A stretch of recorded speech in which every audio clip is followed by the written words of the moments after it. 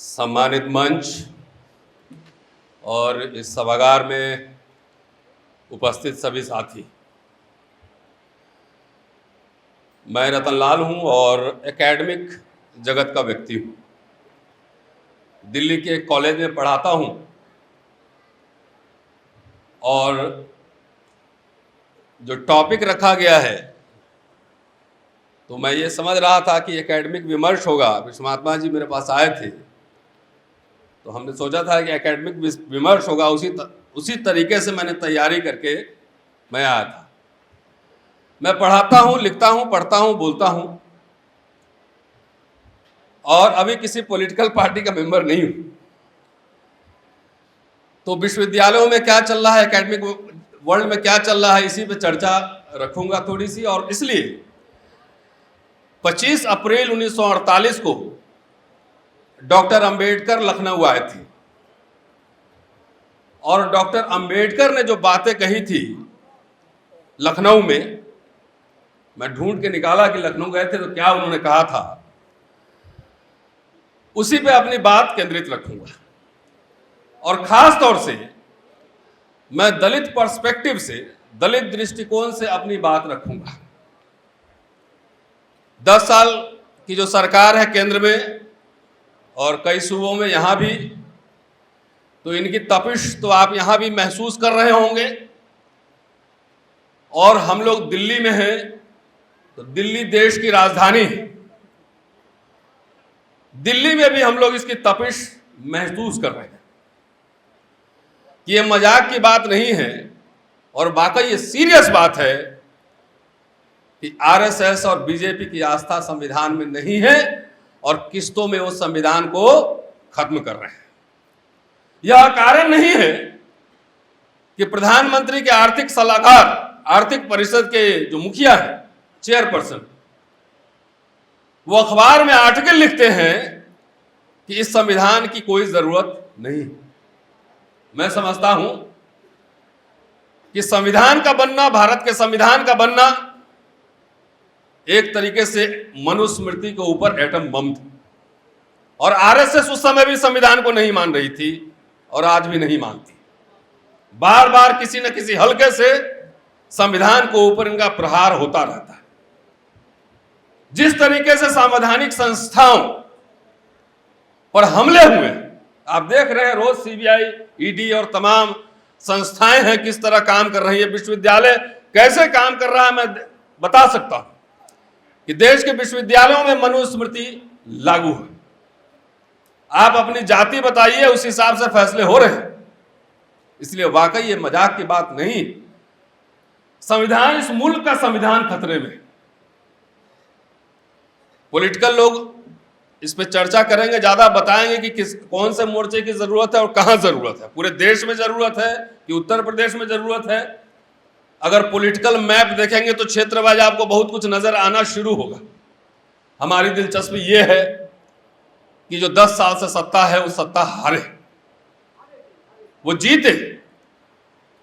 आप कैसे डिफीट करेंगे, कैसे गठबंधन बनाएंगे, ये पॉलिटिकल लीडर्स तय करेंगे।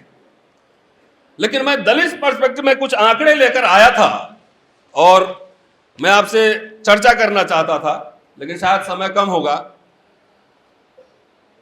आरएसएस कह रहा है, बीजेपी वाले भी कहते हैं कि 70 साल में क्या हुआ, कुछ नहीं हुआ। कुछ लोग कहते हैं कि 2014 में आजादी मिली, तो मुझे समझ में आता है। लेकिन दलित अगर बोले कि 70 साल में क्या हुआ, जो दलित ये बात कहता है, तो मुझे समझ में आता है कि उसके सोच में प्रॉब्लम है। 70 साल में यह हुआ कि हमारे जैसे लोग पैंट शर्ट पहन के यूनिवर्सिटी में पढ़ा रहे हैं।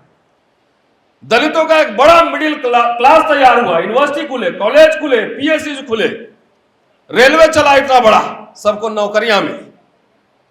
अगर वो दलित कहे कि 70 साल क्या हुआ, तो समझिए कि वो आरएसएस का एजेंट है। दलित राजनीति के नाम पर जो देश में हो रहा है, मैं समीक्षक हूं, मैं समीक्षा करता हूं, मैं लीडर से मिलता हूं तो लीडर से अपने एजेंडा, मैनिफेस्टो देता हूं। कि मैं अपने लिए नहीं, समाज के लिए क्या एजेंडा है, क्या मैनिफेस्टो, ये बताइए। ये लीजिए मैनिफेस्टो। देश में 800 से ज्यादा पार्टियां हैं, रजिस्टर्ड पार्टियां हैं। कि अगर ये बोले कि क्या हुआ, इसका मतलब समझिए। और दलित राजनीति के नाम पर अभी देश में जो हो रहा है, एक तरीके से सर्कस हो रहा है। बिहार में देख लीजिए, जो दलित लीडरशिप है वो किसके साथ है? बीजेपी आरएसएस के साथ है, जीतन राम मांझी और पासवान जी की पार्टी। महाराष्ट्र में देख लिए, 58वें वो केंद्र में मंत्री बने हुए। ये दलित लोग में होड़ लगी है कि अपने कंधे पर ये ढोकर हिंदू राष्ट्र लेके आना चाहते हैं। और हिंदू राष्ट्र जब लागू होगा तो उसमें पता है कि यादव भी कहां रहेंगे और जाटव भी कहां रहेंगे, कौन कहां रहेंगे, ये बात समझ लीजिए। सारी संस्थाओं पे इनका कब्जा हो गया है। आज देश के सामने जो परिस्थितियां हैं, उत्तर प्रदेश में तो मुझे लगता है 3 मोर्चा ऑलरेडी है। एक बीजेपी उधर है, एक अभी अलायंस बना है इंडिया का, और बहन जी अकेले ही चुनाव लड़ने जा रही है पूरे देश में। तो 3 मोर्चा तो यहां ऑलरेडी है उत्तर प्रदेश में। अब कितने मोर्चे बनेंगे, लेकिन यह है आग्रह कि कम से कम बीजेपी आरएसएस सत्ता से जाए। शेड्यूल कास्ट के लोगों को ही पता नहीं है, सारी नौकरियां खत्म हो रही हैं। कह रहे हैं 70 साल में क्या हुआ? अरे जो बेच रहे हैं आप, वो 70 साल में ही बना। और जहां जहां निजीकरण हो रहा है, वो आरक्षण ऑलरेडी खत्म हो रहा है। मैं पूना पैक्ट पढ़ रहा था अभी कल परसों, तो बाबा साहब ने कहा था कि जो कॉमनल अवार्ड आया था पृथक निर्वाचन क्षेत्र, उसमें सिर्फ राजनीतिक जो आरक्षण की बात थी। लेकिन पूना पैक्ट में यह तय हुआ, और उसमें 20 साल के लिए आरक्षण था कॉमनल अवार्ड में। पूना पैक्ट में यह तय हुआ कि जब तक दोनों समूह, अस्पृश्य और हिंदू, सवर्ण हिंदू, जब तक आम सहमति से इसको खत्म नहीं करेंगे इस व्यवस्था को, तब तक आरक्षण जारी रहेगा। तब तक आरक्षण जारी रहेगा। यह आपको कोई नहीं बताएगा, क्योंकि दलित लीडर को भी नहीं पता है। और जितने निजीकरण हो रहे हैं, जितनी संस्थाएं बेची जा रही है, किसी समूह से कहीं बातचीत हुई है, कोई डायलॉग हुआ है? नहीं हुआ है, क्योंकि नेता को पता ही नहीं, इसके लिए आंदोलन ही नहीं करना चाहता है। बाबा साहब के नाम पे जो लोग राजनीति करते हैं, पहले 3 उनके मंत्र याद कर लें। एजुकेट, शिक्षित बनो, संघर्ष करो, संगठित हो। एजुकेशन के नाम पे जो सरकारी संस्थाएं थी, बंटाधार हो रहा है। हमने वैकल्पिक एजुकेशन सिस्टम नहीं खड़ा किया। एजिटेट के लिए बाबा साहब जब लखनऊ आए थे, उसके 1 साल पहले 1947 में यहां पे सत्याग्रहियों ने, दलित सत्याग्रहियों ने आंदोलन किया था। 2000 लोग जेल गए थे। पूना सत्याग्रह, पूना में सत्याग्रह चल रहा था। बाबा साहब आंदोलन करते थे, महाड़ आंदोलन, कालाराम टेम्पल आंदोलन, तमाम आंदोलन। और आज के दलित नेता क्या कह रहे हैं? क्या कह रहे हैं? कह रहे हैं कि आंदोलन नहीं करो। तो जो समाज इतना कायर और बुज़दिल होगा, उसके हक हकूक इसी तरह छीन लिए जाएंगे। आंदोलन नहीं करो, केस हो जाएगा, या पर नौकरी नहीं मिलेगी। तो नौकरी है कहां पर, ये तो बताओ। क्लास 3, क्लास 4 तो ऑलरेडी ठेके पे चला गया, वहां आरक्षण नहीं है। तो दोस्तों, एजिटेट का मतलब नहीं समझ रहा है। ऑर्गेनाइज होने के लिए उन्होंने कहा तो पता नहीं कितने दल बना लिए खुद। सारे दलितों के दल मिलकर अकेले भी लड़ेंगे चुनाव, तो 10 सांसद नहीं जितवा पाएंगे। मैं आपको दावे के साथ कह रहा हूं। यह वस्तु स्थिति को याद रखिए। बाबा साहब लखनऊ में ही बोले थे ये बात कि सामाजिक समझौते करने पड़ते हैं, सामाजिक समझौते करने पड़ते हैं। उन्होंने कहा था कि 25 साल लड़ने के बाद कांग्रेस से जितना बाबा साहब लड़े थे, उतना कोई नहीं लड़ा होगा कांग्रेस के पूरे इतिहास में। लेकिन वो कांग्रेस के सरकार में शामिल भी हुए, संविधान सभा में भी गए, संविधान भी बनाया। और उनसे पूछा गया कि आप इतनी लड़ाई लड़ रहे थे तो कांग्रेस में क्यों गए? उन्होंने कहा कि मैं इसलिए कांग्रेस सरकार में शामिल हुआ क्योंकि हर समय लड़ने के लिए नहीं लड़ना चाहिए। मैं इसलिए शामिल हुआ कि अपने लोगों के अधिकार को सुरक्षित कर सकूं। अपने लोगों के अधिकार को सुरक्षित कर सकूं, इसलिए कांग्रेस में शामिल हुआ। ये देख लीजिए 1948 का भाषण है, 24-25 को यहां कार्यक्रम था। उन्होंने कहा कि हमें तीसरे पक्ष में अपने आप को संगठित कर लेना चाहिए। कहा कि राजनीतिक सत्ता संपूर्ण सामाजिक प्रगति की कुंजी है और अनुसूचित जातियां तभी अपनी मुक्ति पा सकती हैं जब वे तीसरे पक्ष में संगठित हो जाएं। बोले तीसरे पक्ष में जब हम संगठित हो जाएंगे तो कोई भी सरकार हमारे वोट के बगैर बनेगी नहीं, कोई भी सरकार नहीं बनेगी। तब हम शक्ति संतुलन बना सकते हैं और राजनीतिक समर्थन देने के लिए उनके सामने शर्त रख सकते हैं। बाबा साहब अपने लिए नहीं बोलते थे। बाबा साहब के मैनिफेस्टोज देखिए, पीपुल्स एजुकेशन सोसाइटी देखिए, कैबिनेट मिशन के सामने प्रस्ताव देखिए, साइमन कमीशन के सामने प्रस्ताव रखिए।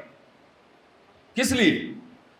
वो समाज के हक की बात करते थे, समाज के लिए डेलीगेशन लेकर जाते थे, मेमोरेंडम देते थे, तमाम गतिविधि करते थे, समाज के हक में बात करते थे। आज देखिए दलितों में भी जात जात की पार्टी बना ली, दलितों में भी जात जात की पार्टी बना ली है। राजनीतिक चेतना इतनी हो गई है कि सबको क्यों जरूरी है। मैं यूनिवर्सिटी में पढ़ाता हूं, मेरा काम पढ़ाना लिखाना समीक्षा करना है। कितने लोग इलेक्शन लड़ सकते हैं, लेकिन हमारे लोग मैनिफेस्टो भी नहीं निकालते हैं, मैनिफेस्टो घोषणा पत्र नहीं निकालते हैं। और कई नेता कहते हैं कि भारत का संविधान ही हमारा मैनिफेस्टो है। अगर आरएसएस और भाजपा ये संविधान बदल दिया तो उसी मैनिफेस्टो को लेकर चलेंगे। वो तो कह रहा है कि हिंदू राष्ट्र बनाएंगे, धर्म संसद में बोला जा रहा है। वो हिंदू राष्ट्र नहीं होगा, वो वर्ण राष्ट्र होगा, वर्ण व्यवस्था वाली राष्ट्र होगी वो। तब उसी संविधान को मैनिफेस्टो मानेंगे। बाबा साहब मैनिफेस्टो निकालते थे, घोषणा पत्र निकालते थे हर समय चुनाव के पहले। साथियों, एक आखिरी बात कह के अपनी बात खत्म कर रहा हूं क्योंकि बहुत सारे वक्ता और आगे बात रखेंगे। उन्होंने कहा कि हमने सुलह की नीति अपनाई कि हर समय हम जो पाना चाहते थे सब पाया। हमने बहुत कुछ नहीं पाया, लेकिन विधानमंडलों में सेवाओं में आरक्षण, नौकरियों में आरक्षण, तमाम सब चीज पाया। आज देश में जिस तरह से हालात हैं, जिस तरह से निजीकरण बढ़ रहे हैं, जितने बड़े बड़े दल हैं, और मैं खास तौर से कह रहा हूं, दलितों को कह रहा हूं कि आपके नेता अगर नहीं बोलेंगे और इसके बावजूद दलितों पे हमले हो रहे हैं, नौकरियां जा रही हैं, इसके बावजूद अगर दलित वोट दे रहा है बीजेपी को, तो समझिए कि अपने हाथ में कुल्हाड़ी लेकर अपना पांव काट रहा है, अपना पांव काट रहा है। उस समय जीबी पंत यहां के मुख्यमंत्री थे।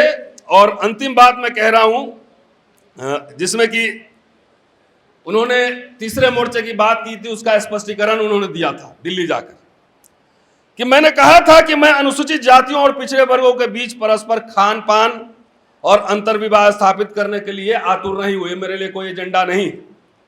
वे पूरी तरीके से अपने तरह से पृथक सामाजिक पहचान बनाकर रह सकते हैं, पर कोई कारण नहीं है कि वे अपनी पिछली अवस्था को दूर करने के लिए एक राजनीतिक दल बनाने के लिए हाथ न मिलाए। वो पूरे दलित पिछड़े की बात, समाज की बात कर रहे थे। आज हर सूबे में, हर प्रांत में छोटी छोटी पार्टी है, 2 सीट मुझे दे दीजिए, तो कभी इधर आ जाएगा, कभी उधर चला जाएगा। बिहार में तो मैं देख रहा हूं, मैं तो बिहार का रहने वाला।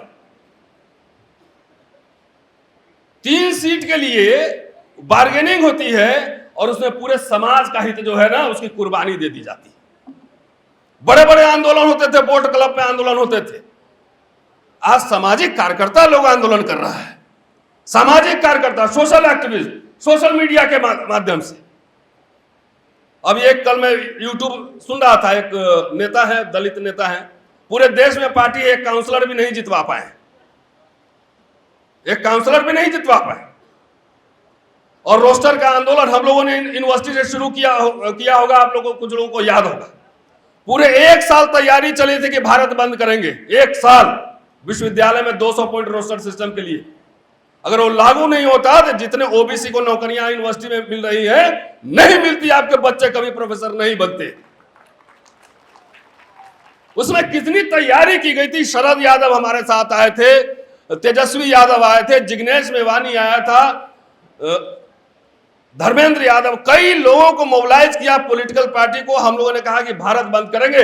5 मार्च 2019 को अगर तिथि याद होगा तो हमने बंद किया था कई जगह, और उसका कारण यह था कि पार्लियामेंट से जो है अध्यादेश लाना पड़ा था इसी मोदी सरकार को। तो जो समाज आंदोलन नहीं करेगा, जो आंदोलित नहीं होगा, यह आंदोलन तो 5 साल चलना चाहिए, यह कार्यक्रम 5 वर्ष चलते रहने चाहिए। मेरे शेड्यूल कास्ट के बहुत सारे साथी यहां पर होंगे। Special component plan, schedule caste special component plan 74 में 80 में आया था। शेड्यूल ट्राइब पहले या शेड्यूल कास्ट बाद में। 2,80,000 करोड़ रुपए 2016 का आंकड़ा दे रहा, उसके कहां चले गए? केंद्र को वापस हो गया, कहां खर्चा हो गया किसी को पता नहीं, कोई दलित नेता नहीं बोलता है। और लेटेस्ट आपको आंकड़ा दे रहा हूं कि लेटेस्ट आंकड़ा यह है कि तकरीबन 2016 और 17 में 258 अरब रुपए आए थे शेड्यूल कास्ट प्लान। कोई देश की कोई सरकार, चाहे वहां शेड्यूल कास्ट का ही मुख्यमंत्री क्यों ना हो, किसी सरकार ने पूरा पैसा नहीं खर्च किया शेड्यूल कास्ट की भलाई के लिए। अरबों करोड़ रुपए आ रहे हैं, सब गायब हो रहे हैं, नेता की आवाज नहीं निकल रही। अब अंबेडकर के नाम पे राजनीति हो रही है। तो इसलिए जो बात कह रहे थे डॉक्टर अंबेडकर, उसके साथ में अंत कर रहा हूं कि मैंने कहा था, वो कह रहे थे लखनऊ में यहीं पर, कि मैंने कहा था कि अनुसूचित जातियां और पिछड़े वर्ग देश की आबादी की बहुसंख्या, कोई कारण नहीं है कि इस देश पर वो शासन ना करें, कोई कारण नहीं है। आवश्यकता है कि वे राजनीतिक शक्ति हथियाने के लिए संगठित हो, और ऐसा इसलिए संभव है कि सबको मताधिकार मिला है, वोटिंग राइट मिला है। साथियों, सिर्फ आग्रह मेरा यह है कि राजनीति में सीट बहुत लिमिटेड होते हैं, लेकिन नौकरियां लाखों लोग कर सकते हैं, ठेकेदारी लाखों लोग कर सकते हैं, लेकिन नौकरियों का हाल क्या है देख लीजिए जरा सा। 13 से 22 के बीच में 2,70,000 नौकरी गायब हो गया है। इसमें शेड्यूल कास्ट, शेड्यूल ट्राइब और ओबीसी अपना आंकड़ा देख ले। नेता तो मान लिया कि 545 से सांसद बनेगा ना, लेकिन नौकरी तो लाखों है। अब आइए कॉन्ट्रैक्चुअल सिस्टम। 2013 में कॉन्ट्रैक्चुअल ठेकेदारी वाला जो सिस्टम है 17% था ओनली, और डेली वेजर जो है 2.5% था, और 2022 में ठेकेदारी प्रथा जो है 36% हो गई, 36%, और डेली वेजर 6.6%। तो जो ठेके पे नौकरियां जा रही उसमें schedule caste, schedule tribe, OBC का नौकरी था ना, हिस्सा था। यह चर्चा क्यों नहीं हो रहा है संसद और विधानसभाओं में? अब एक चीज और आंकड़ा बता दे रहा हूं, टेलीग्राफ न्यूज का है 9 मई 22 का। 2018-19 में 51,000 स्कूल बंद हुए, और 20-21 में 22,000 स्कूल बंद हुए। कितना हुआ? 73,000। लाखों से ज्यादा सरकारी स्कूल बंद हो चुके हैं। एक स्कूल में 5 टीचर है, 6 टीचर है। तो ओबीसी का, SC ST का जोड़ लीजिए, अगर हम 50% भी माने तो 6 लाख टीचर में 3 लाख SC ST OBC का नौकरी गया। इस पर चर्चा सुना आपने कहीं? नहीं सुना है। हम लोग का काम शोध करना है, और लीडर का काम है संसद और विधानसभाओं में जाकर उन बातों को उठाना। जिस आबाद गति से बीजेपी संस्थानों को बेच रही है, और उस समय दलित भाई लोग जो जाके वोट दे रहे हैं उनको, वो दिन दूर नहीं कि जैसे पहले थे 70-75 साल पहले, वो स्थिति में बीजेपी आपको ले जाएगी। बीपी शुगर सब ठीक कराने की तैयारी करवा रही है। खेत में जाकर काम करेंगे ना, मेहनत करेंगे तो चर्बी गल जाएगा, शुगर बीपी सब ठीक हो जाएगा। तो आपको सड़क पे लाने की तैयारी है।